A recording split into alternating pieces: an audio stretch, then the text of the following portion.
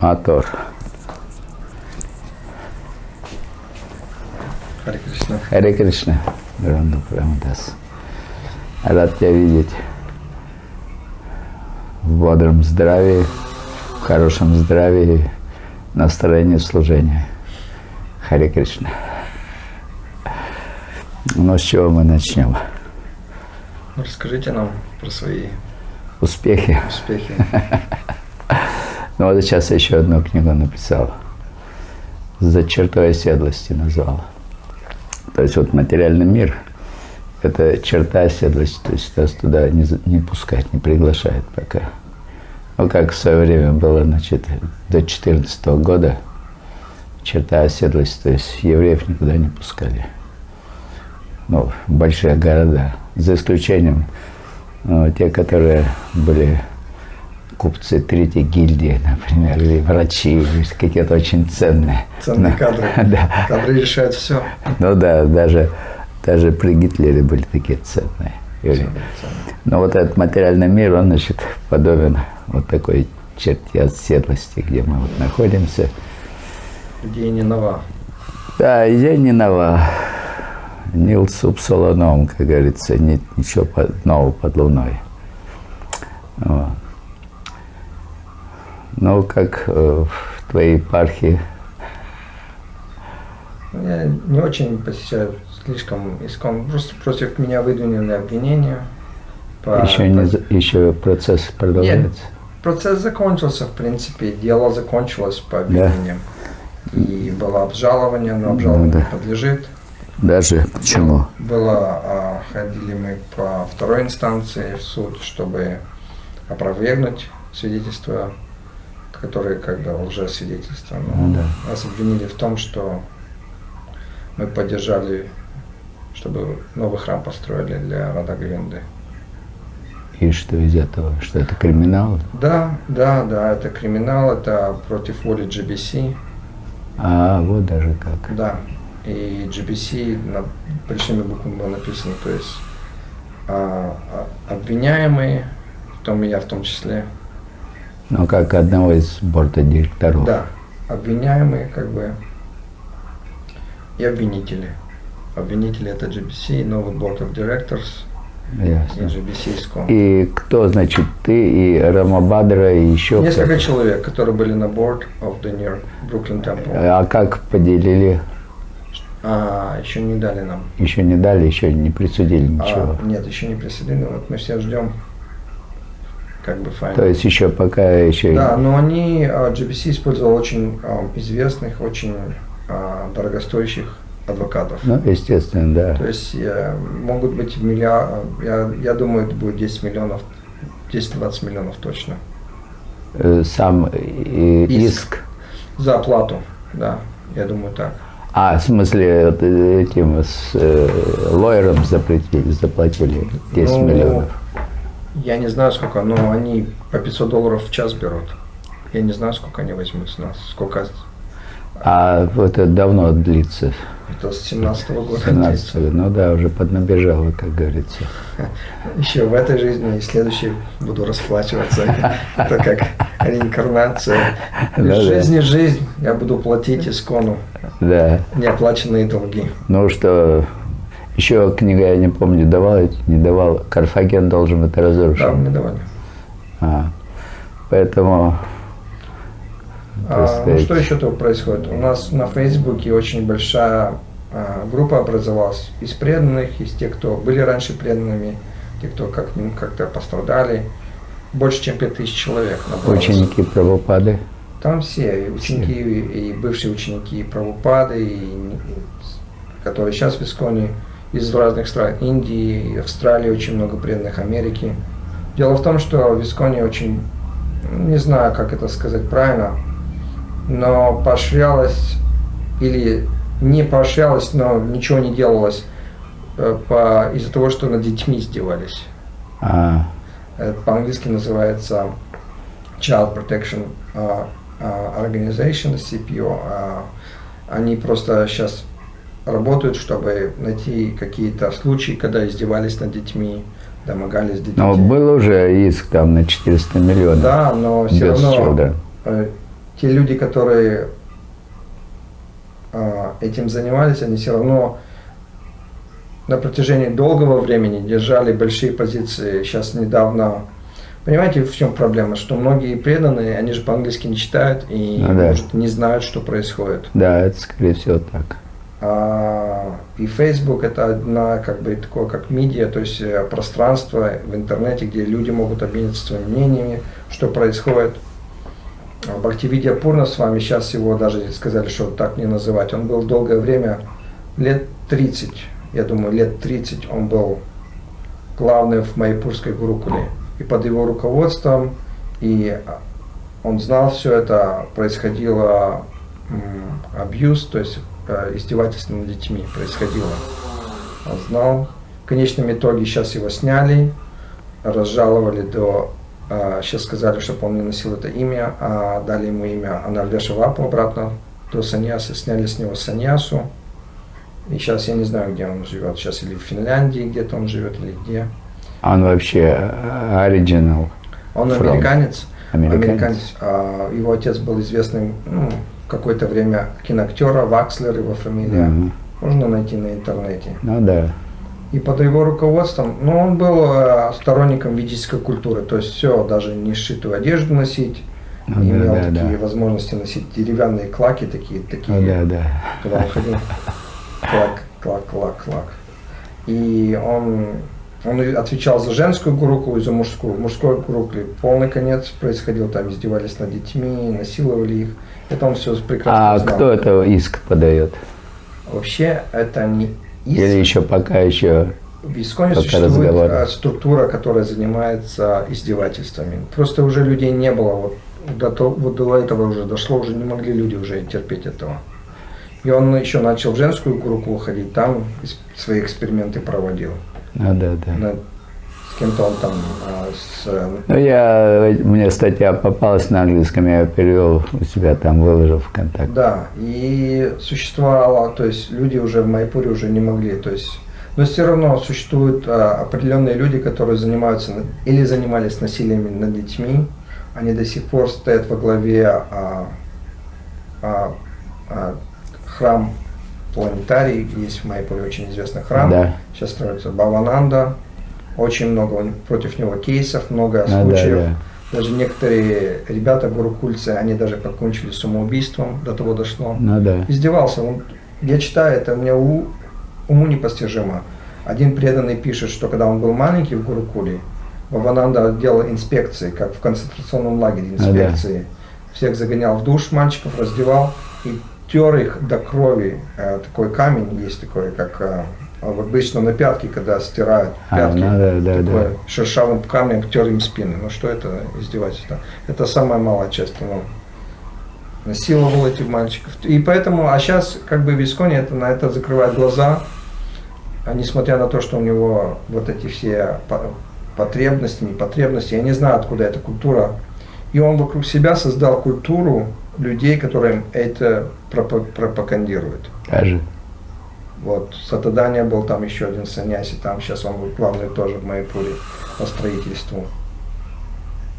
До того дошло, что человек, которого он насиловал, должен был делать себе реконструктив операцию, что зашили ему задний проход, чтобы кишки не вывалились. Вот такое непосредство. Прямо в Майяпуре. Даже. Вот такая. Или Искон закрывает на это глаза, и не хотят это видеть. Хотя все знают про это. Все об этом должны... Кто-то должен быть истцом-то. Истца-то нету. Никто же не подает. Кто-то совершил самоубийство, кто-то молчит, кому-то заткнули рот, кого-то напугали, я не знаю. Но люди, свидетели есть того, что вот это происходило. Да, но должны быть пострадающие. Пострадающие должны, но почему-то они молчат. Молчат. Не хотят ясно. Это в Индии очень... Система, конечно, прогнившая. Взятки на взятки. То есть никакого справедливого наказания никогда не будет. Там все прогнило до конца. А в Исконе они просто молчат, потому что никто не подает иски. И эти люди просто остаются во главе. И один раз преданный спросил у бывшего Бхактивиди Пурнасвами: Махарадж, как же так? Над моим сыном произошло такое насилие, как вы это разрешаете? Он сказал: секс есть секс. Твой секс между тобой и твоей женой, то же самое, что между учителем и учеником, между мальчиками, это то же самое. То есть в демоническом сознании, вот это демоническое сознание, это не с этой планеты. Совершенно, да. Это совершенно противоположное сознание, которое существует у нас, то есть даже в материальном мире, кармическом мире, это считается самым последним злом, что ты можешь совершить. Да? А у них в этой культуре демонов это считается наивысшее благо, что они совершают вот это издевательство над женщинами, над детьми, над старыми людьми. Это они проповедуют вот сейчас, вот такая демоническая культура. Даже? Вот такая культура. Интересно. Ну хорошо, а как это вот твой случай, твой кейс связан с этим? Прямо нет? Прямо не связано, противоположно за вот это, то, что мы хотели построить Рада Говинда Махарадж, Рада Говинда, новый храм мы хотели построить, они нас засудили. А то, что вот это непотребство происходит в самом центре Майяпур, это самое наше святое место. Ну да, да. Прямо в самом сердце.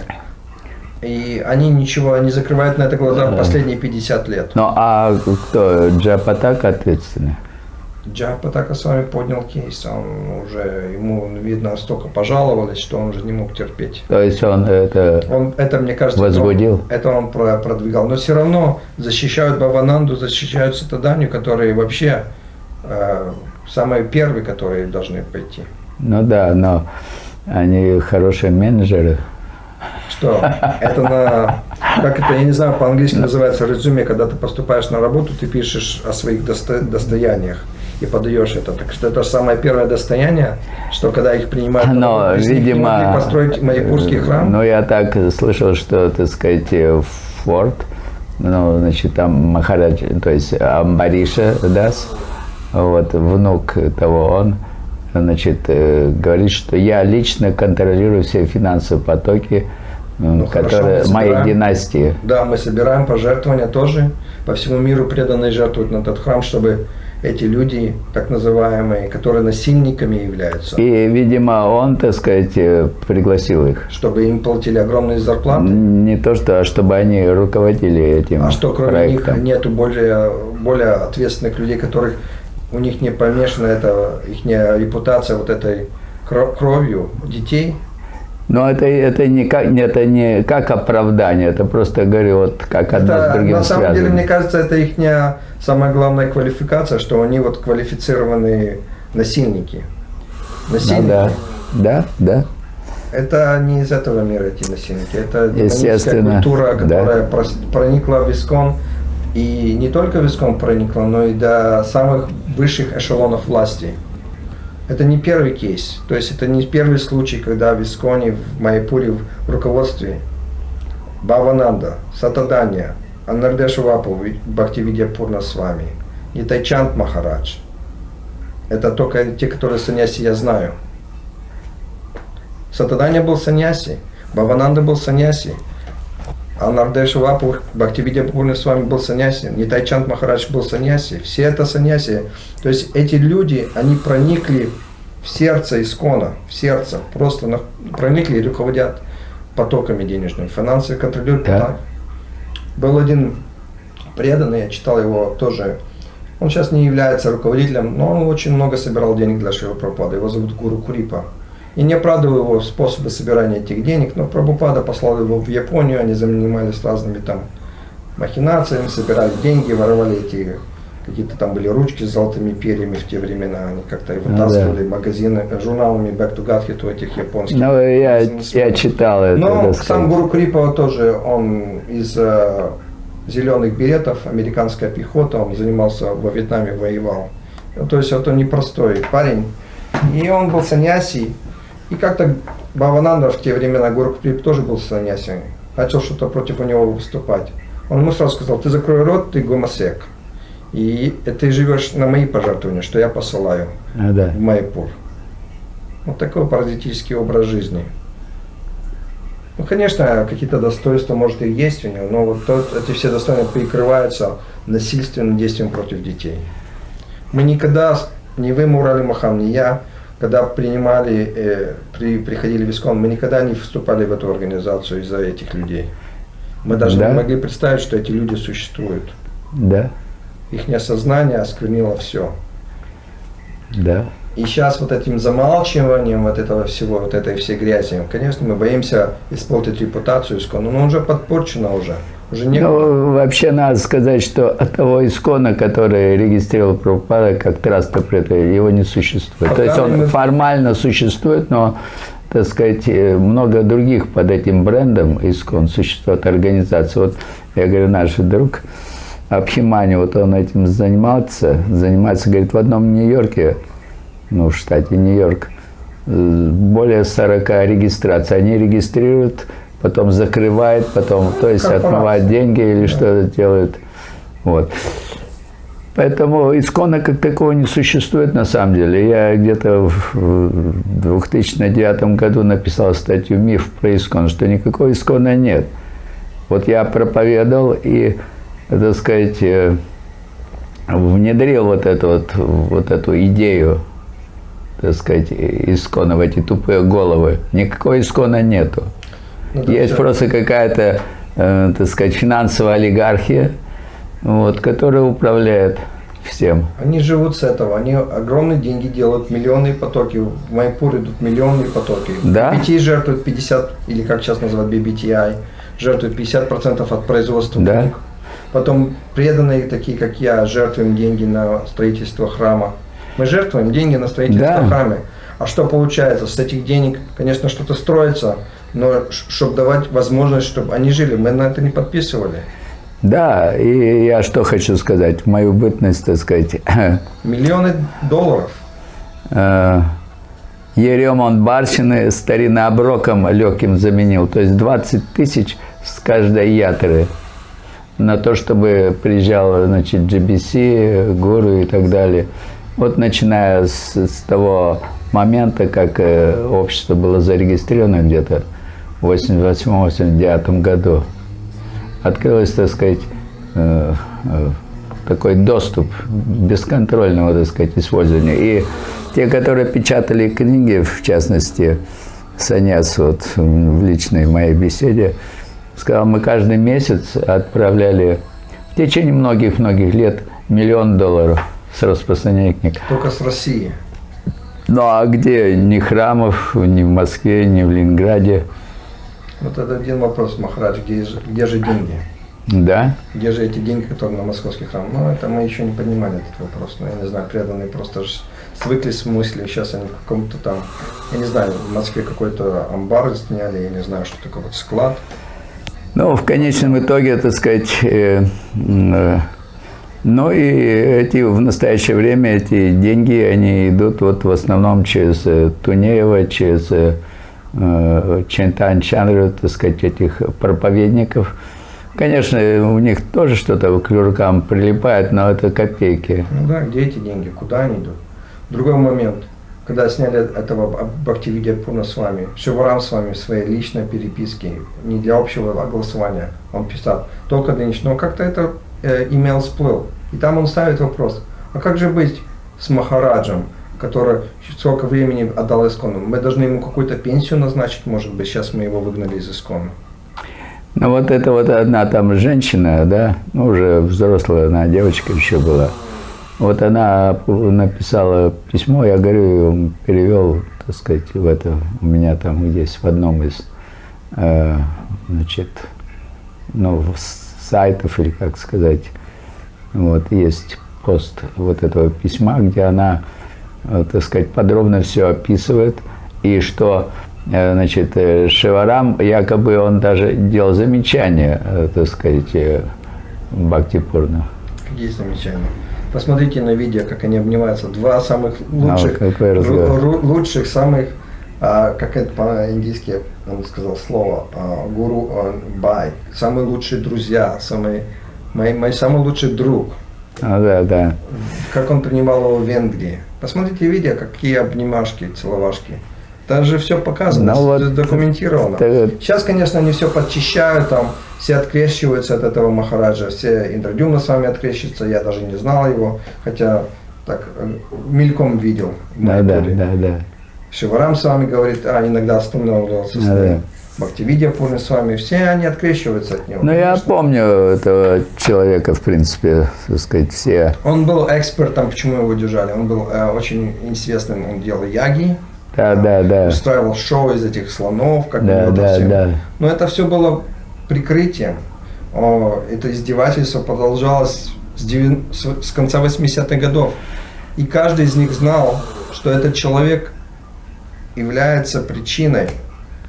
Один преданный ученик Прабхупады, еще до того, как этот Анирджеша Вапу стал саньяси, когда он еще был Анирджеша Вапу, рассказывает случай. Я не помню имя этого случая. Ну, вот у нас в группе, это Vedic Inquiry for Advancement for the Childhood Protection.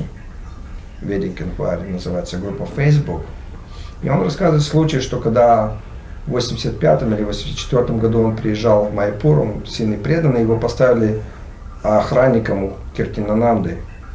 Этот Анирджеша Вапу стоял с ним с охранником. То есть, если вы были в Майпуре, там где GBC, этот Lotus Building, там имеет такую лестницу, и там они идут свои, там где GBC останавливается. Внизу стоял Анирджеша Вапу с этим преданным, а вверху стояло два гурки.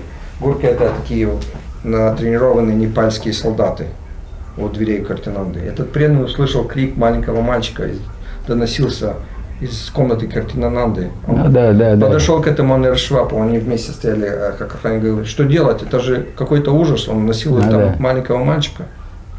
Этот Анирджеша Вапу как сумасшедший засмеялся и убежал.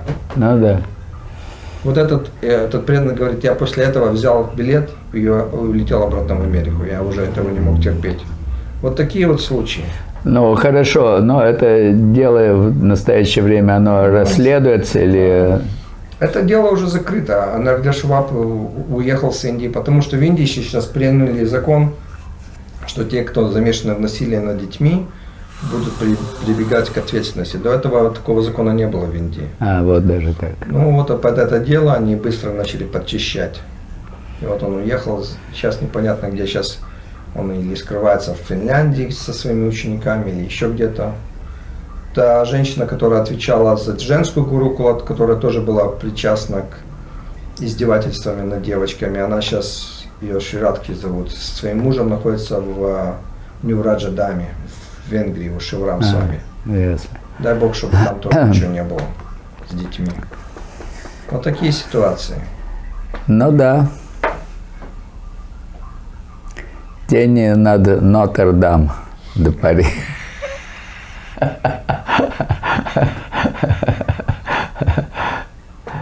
Это не смешно, это очень печально и очень... Да, но, так сказать... Такие вещи нельзя скрывать, и надо сразу на корню пресекать такие вещи. Но это да, они садомизм он всегда пресекался. Ну вот видишь, этот либерата вся ихняя. Но у каждого живое существо, душа в конечном итоге. Но вот Прабхупада, говорит, знал, вот это Малати приезжала, значит, в Москву, она говорит, ну, Прабхупада знал, что они такие, но они же преданные. Преданные, ну вот сейчас они говорят, ну вот сейчас же в Бхагавад-гите есть 9 главе 30 стих, что даже если великий преданный совершает какое-то греховное падение, то его нужно продолжать считать садху. Вот они сейчас свое оправдание, сейчас будут книги Но писать. Это не единственное, ну, конечно. Ну вот сейчас Шиварам с вами написал Сударадчарам, этот стих есть в Бхагавад-гите. Ну, допустим, это, я помню, Индрадюмна, когда Харикеш ушел из движения, вот, он, значит, написал такой, значит, ну, пост такой сделал, что в конечном итоге даже такие великие личности, как Брахма, вот видите, он погнался за своей дочерью, Вах и так далее. Брахма оставил тело? Ну, разумеется, но я хочу сказать еще другое. Я, кстати, они оправдывают. Да, то есть я хочу сказать, что они оправдывают. Я не буду удивлен, что они сейчас напишут целую книгу, целую поэму. Конечно. В оправдании вот этих всех ситуаций. Да, но я что хочу сказать. Философские свои размышления. Я написал Брахма, значит, Творец, Отец и Гуру. Вот. И там я, значит, это представляю таким образом. Это разные брахмы. Понимаешь, как Творец, например, Творец. Да, он создал все и полубогов, и великих мудрецов, и демонов, и собственной спины, понимаешь, вот. Он создал все нетрадиционные отношения для тех, которые хотят так жить. Пусть эти нетрадиционные отношения оставляются на этих планетах ракшасов и асуров. Так я говорю Эти дальше. же нетрадиционные отношения, это от асуров, якши и ракшасы принесли. Но я относительно упрека в это в адрес Брахмы, что в действительности он как отец – это одна ипостась, как творец – это другая, а как гуру он безупречен. Проблема в том, что они не понимают, что вот эти нетрадиционные отношения, они не принадлежат к этой земле, к этому уровню. Это низшие отношения, они должны быть на низших планетах. Это верно, с этим надо согласиться. Они приносят ее, вот в чем проблема. И но эти личности с Паталы, они сейчас заняли позицию в Исконе. Так вот в чем и весь вопрос. В свое время я еще ролик сделал, значит, о динозаврах. Не видел, наверное, но найди. Обязательно на YouTube у меня. Они приносят вот эти нетрадиционные отношения и делают это в уровень, но это не только в Исконе, это по всей Америке, это везде это происходит, это ужасно. Это кали-юга деградация, да? Ну да. Что это считается уровнем, я смотрел просто совсем кармически, люди приехали, немцы, жили в Казахстане, уехали в Германию. И мои ровесники, может, немножко моложе, и приехали обратно в Казахстан, в Караганду. На русском языке говорят. Да. И репортер спрашивает, а почему же вы уехали в Германию, Казахстан? Да. Он говорит, мы не можем просто это терпеть. Может, кому-то это и нравится, кто-то и хочет с этим жить. Но мы видим везде на плакатах, везде вот эти нетрадиционные отношения, мы против этого. Да. Люди нормальные против этого. Но, естественно, это ненормально. Считается, и Прабхупада об этом говорил, что нормальному человеку это не свойственно такие отношения. Вот. Но сейчас, видишь, это так сильно популяризируется, и надо сказать, что, видимо… Это на государственном уровне происходит? Да, об этом и речь. Они идут в школы, с 1 класса начинают вот это проповедовать, и русские родители в шоке. Дети приходят домой и говорят, мама, девочка пришла домой, я не буду больше носить женскую одежду. Мне сказали в школе, что я могу быть мальчиком. Ну да, сейчас делают операции, и в одном теле человек может испытать 18 видов сексуальных наслаждений, удовольствий. Но это же ненормально, это же промывание мозгов. Но если… Вы на это не подписывались? Это верно. Но если… Когда мы присоединились к этому, не подписывались к этому? Да. Чтобы нами правили… Так Искона и не было. Ну хорошо, но… Я никогда не проповедовал, что есть где-то Искон. Во-первых, так сказать, с Америкой всегда были очень сложные отношения в Советском Союзе. Вот я просто проповедовал Харе Кришна, вот, движение читания Махапрабху, и книг не было. И единственное, что 4 регулирующих принципа. Да, деньги у нас взяли, поставили во главе каких-то нетрадиционные отношения. Что это за ерунда? Деньги это выкачали из России. Где эти все деньги, которые должны были оставаться, вкладываться в Россию? Правильно? Сейчас вопрос к кому? Некому ответить на этот вопрос. Где деньги, Махарадж? Но возможно, что есть какой-то кейс, какое-то идет расследование, куда деньги, потому что слишком много денег ушло из России. Слишком много денег. Когда вы зарегистрировали? В 89-м году зарегистрировали первое общество сознания Кришны? Ну, в 88-м, в 89-м, да. А до этого я вот… Хорошо. Но это саньяс посылал деньги, наверное, с 89-го, с 90-го года и до 98-го года. Разумеется. 8-9 лет они посылали по 12 миллионов в год. Об этом и речь, что многие годы они это посылали. Минимум 100 миллионов с России выкачали. Очень большие деньги. Минимум. И, конечно, так сказать, правительство, но видишь, так сказать, сейчас трудно сказать, какое правительство и кто ими правит.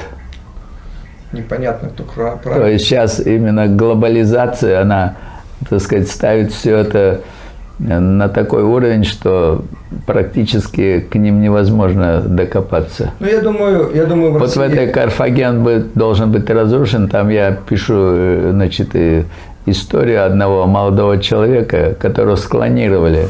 Он не имеет, так сказать, юридической защиты. Он вообще не существует. То есть он формально, он нигде не числится. Понимаешь? Человек, который нигде не числится, ни в каких аналах, ни, так сказать, регистрах нигде не числится.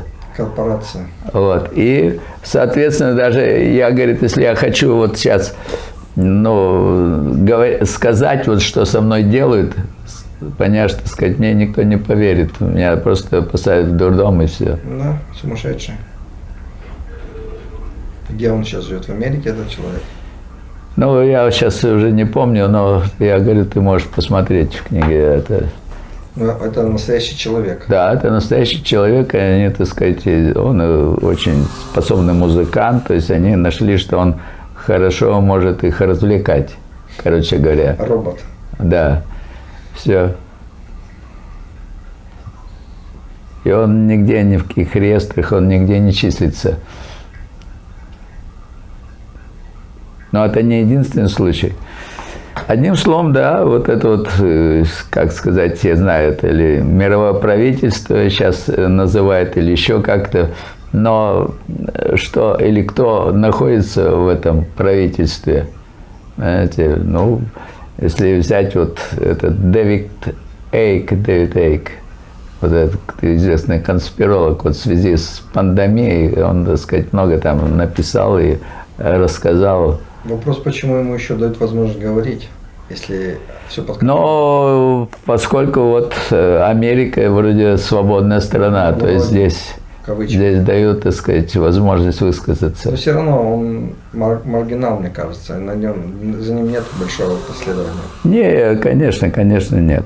Потому что если бы было какое-то большое последование...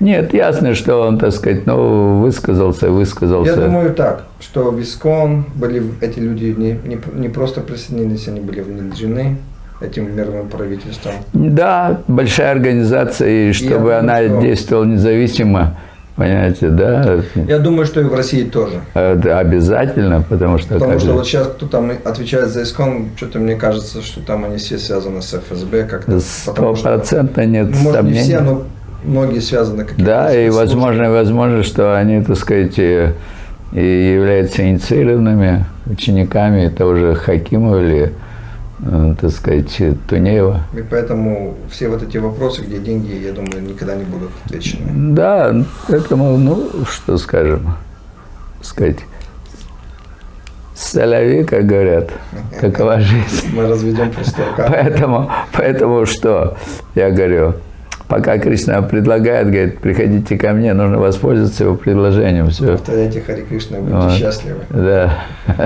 Вот единственное, что остается, конечно. Никто про эти темы даже не будет поднимать, я думаю, вообще. Людям они здесь в полном порядке. А зомбированы. Они в полном порядке. А Хари Кришна, по сути дела, это не от мира сего. Да, это... Поэтому, так сказать, они здесь имеют право жить вот так, как они живут. А зомбированы, и никого нет желания, может, даже видеть это и сравнивать все вот эти...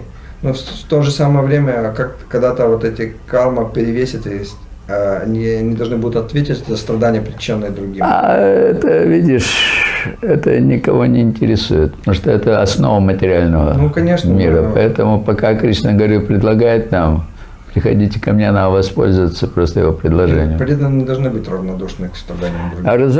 Разумеется, но... Люди не должны присоединять. Из этого всего поколения, в конечном итоге, Прабхупада был очень рад, что в ИСКОНе появлялись дети у преданных. Но из этого всего поколения, когда был Прабхупада Ати Гурукул, практически никого не осталось. Да? Потому что их любовь, она была просто стерта в пыль. Их желание, то есть они описывают такие ужасы, когда они были в Гурукуле, что им приходилось питаться с червями. Один преданный описывает случай, во Вриндаване в Гурукуле он был, и там на кухне упал камень, когда они готовили кичери. Из этого камня посыпались тараканы, все вот эти, которые там были, личинки тараканов, все упало в это кичери. Они его хорошо сварили и отдали этим ученикам Гурукулы. И он говорит, это не единственный случай. В Нью-Вриндаване их кормили какой-то сжиженной водой, разжиженными этими овсяными хлопьями с солью. Так кормили их. Бывают какие-то личинки там попадались. Он говорит, мы не были вегетарианцами. Да. Вот в чем проблема. То есть на волне такой массовой проповеди Прабхупада говорит, к этому движению присоединилось очень много людей. Они выглядят как преданные, но на самом деле они присоединились только для того, чтобы препятствовать его распространению. Ну ладно, Магаль Махан, наверное, мы закончим на этой ноте. Хорошо, у меня есть еще одна тема, так сказать, вот, может быть, в следующий раз, если получится. Излишняя, как говорится, преданность – это признак вора.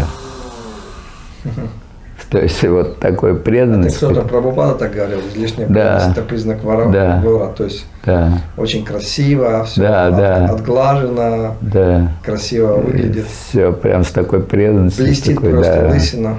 Давай. Харе Кришна. Харе Кришна.